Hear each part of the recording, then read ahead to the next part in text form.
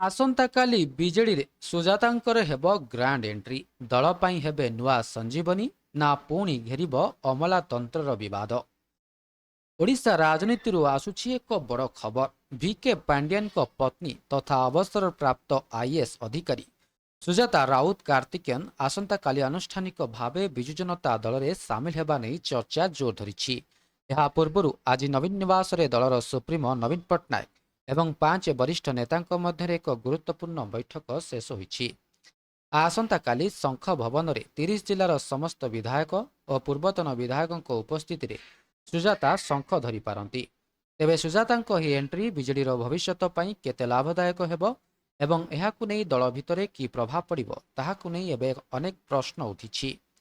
ତେବେ ଆସନ୍ତାକାଲି ଦିନ 12:30ରେ ନବୀନଙ୍କ ମେଗା ବୈଠକ।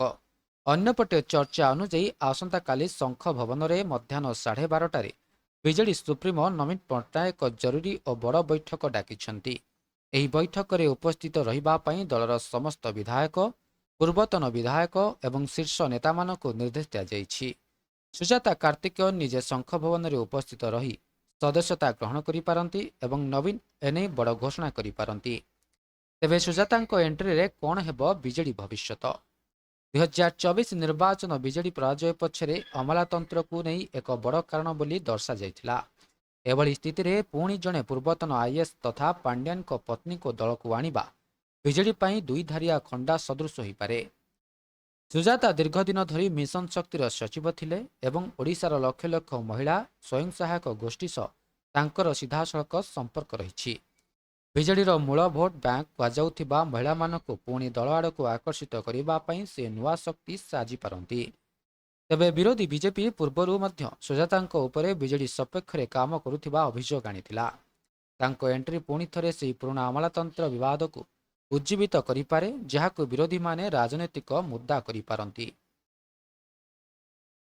ସୁଜାତାଙ୍କୁ ସହଜରେ ଗ୍ରହଣ କରିବେ ତ ଦଳର ସବୁ ବରିଷ୍ଠ ନେତା?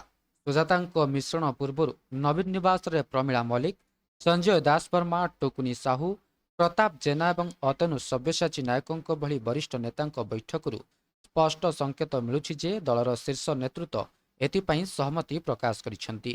କିନ୍ତୁ ନିର୍ବାଚନ ପରେ ଦଳର ଯେଉଁ ନେତାମାନେ ଅମଲାତନ୍ତ୍ରର ପ୍ରଭାବକୁ ନେଇ ଅସନ୍ତୁଷ୍ଟ ଥିଲେ ସେମାନେ ଏହାକୁ ସହଜରେ ଗ୍ରହଣ କରିବେ କି ନାହିଁ ତାହା ଦେଖିବାକୁ ବାକି ରହିଲା। ଦଳରେ ନୂଆ ବିଦ୍ରୋହ ସୃଷ୍ଟି ହେବନି ତ? ପ୍ରାରମ୍ଭିକ ଭାବେ ସୁଜାତା ଜଣେ ସାଧାରଣ କର୍ମୀ ଭାବେ ଦଳରେ ସାମିଲ ହେବେ ବୋଲି ସୂଚନା ମିଳିଛି। ତେଣୁ ତୁରନ୍ତ କୌଣସି ବଡ଼ ବିଦ୍ରୋହର ସମ୍ଭାବନା କମ୍। କିନ୍ତୁ ଯଦି ଆଗାମୀ ଦିନରେ ତାଙ୍କୁ ଦଳର ସଂଗଠନରେ କୌଣସି ବଡ଼ କିମ୍ବା ଗୁରୁତ୍ୱପୂର୍ଣ୍ଣ ଦାୟିତ୍ୱ ମିଳେ ତେବେ ପୁରୁଣା ଏବଂ ବରିଷ୍ଠ ନେତାମାନଙ୍କ ମଧ୍ୟରେ ଅସନ୍ତୋଷ ତେଜିପାରେ। ତେବେ ଶ୍ରୀମୟୀଙ୍କ ଗୁରୁତର ଅଭିଯୋଗ ହୋଇଥିଲା। ସେପଟେ ବିଜେଡିରୁ ନିଲମ୍ବିତ ହୋଇଥିବା ନେତ୍ରୀ ଶ୍ରୀମୟୀ ମିଶ୍ର କ୍ଷୋଭ ଓ ଆକ୍ରୋଶର ସହ କହିଛନ୍ତି ଯେ ଏହା ଦଳକୁ ନିଜ ଦଖଲକୁ ନେବା ପାଇଁ ଭଣ୍ଡଙ୍କ ଏକ ବଡ଼ ମାଷ୍ଟର ପ୍ଲାନ୍। ଅଭିଯୋଗ କରିଛନ୍ତି ଯେ ଟ୍ରଷ୍ଟ ଗଠନ କରି ଦିଲ୍ଲୀ ଘରକୁ ଆଗରୁ ଦଖଲକୁ ନିଆସରିଛି ଏବଂ ଏବେ ସେମାନଙ୍କ ନଜର ସିଧାସଳଖ ନବୀନ ନିବାସ ଓ ଦଳର ପାଣ୍ଠି ଉପରେ ରହିଛି। ଦଳର ସବୁ ନେତା ଓ ବିଧାୟକମାନଙ୍କୁ ଶଙ୍ଖ ଭବନ ଡାକି ତାମିଲ ବୋହୂକୁ ସ୍ୱାଗତ କରିବା ପାଇଁ ପ୍ରସ୍ତୁତି ଚାଲିଛି। କାଲି ନିର୍ଜଳା ଏକାଦଶୀ ଭଳି ପବିତ୍ର ଦିନରେ ବିଜେଡି ନିଶ୍ଚିନ୍ତ ହେବାର ମୂଳଦୁଆ ପଡ଼ିବାକୁ ଯାଉଛି, ଏହା କହି ଶ୍ରୀମୟୀ ଏକ ବଡ଼ ଭବିଷ୍ୟବାଣୀ କରିଛନ୍ତି।